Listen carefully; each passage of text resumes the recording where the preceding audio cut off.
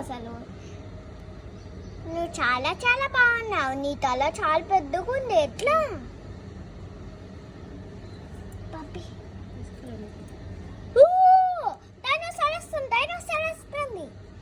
Dinosaur ఏం లేదులే.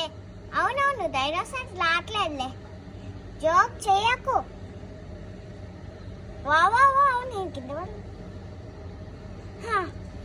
మీరు వింటారు కదా దగ్గర.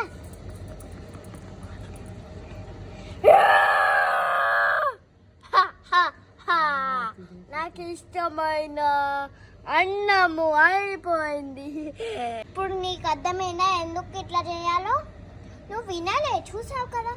తీయని చంపేసింది చూడు.